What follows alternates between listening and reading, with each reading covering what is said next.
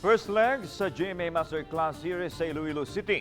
Nagmalampuson kamahinungdanon sa saktong impormasyon karong pandemya ug sa nagkaduol nga eleksyon gipanghimugatan. Ani ang report. Bisan nakamask, makita ang excitement sa mga estudyante ug magtutudlo sa Central Philippine University sa first leg sa GMA Masterclass Series kaganiha. Kini ang ikaduhang tuig nga gipahigayon ang GMA Masterclass Series ug unang higayon nga gihimo taliwa sa pandemya. Pinalahisab ang GMA Masterclass karong tuiga gumikan kay gawa sa live audience ana usay mga nisalmot online subay sa gipatuman nga health and safety protocols. By harnessing your critical thinking skills and helping you make informed choices as we choose the next set of leaders come May. The powerhouse lineup of speakers shares their experiences and thoughts on timely topics from aiming for excellence to building global communities.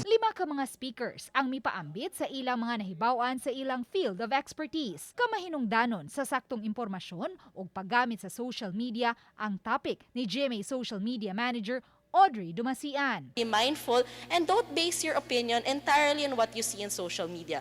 Do your research and check your sources. Tips sa mga gustong mamahimong negosyante, ilabi na karong adunay pandemya, ang gipaambit ni celebrity chef Jose Sarasola. It's an age of social media, so it's very easy to promote anything online. Humble beginnings ug pagpursigisab ang mensahe ni Miss Universe Philippines 2020 ug kapuso actress Rabea Mateo. Isa din to sa pinapanalangin ko na ang susunod na leader, presidente ng ating bansa is somebody who would prioritize education. Kasi education is really transformative. Binago niya yung buhay ko.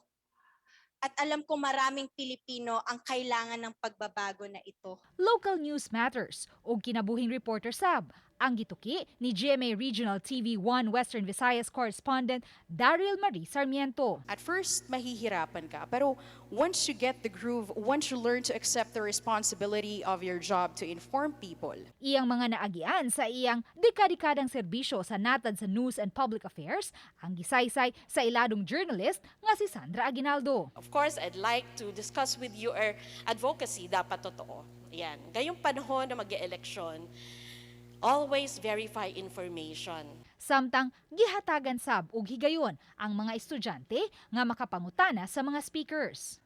Isip usa ka mass communication student, dakong tabang kuno kang Charlotte ang GMA Masterclass Series ilabi na karong eleksyon. Yung ganitong event po talaga, nakakatulong po talaga na to, open our minds po talaga. Isip usa ka future media practitioner, daghan sab og nakatunan si Catherine sa GMA Masterclass Series. Hindi lang lahat ng ginagawa mo is for your own, but you have to do this for your community. Gida ni usab sa presidente sa Central Philippine University nga si Dr. Teodoro Robles ang mga estudyante nga gamito ng ilang mga nakatunan sa GMA Masterclass Series aron mas intelihenteng butante sa umaabot eleksyon. Exercise prudence and wisdom in this coming election. Ang GMA Masterclass Series kabahin sa panaad sa GMA Network nga maghatag og serbisyong tinudanay ug mutabang aron maghatod og impormasyong dapat totoo. Ugma, himuon usab ang ikaduhang leg sa GMA Masterclass Series sa University of St. La Salle sa Bacolod City. Luan Merondina, Balitang Bisdak.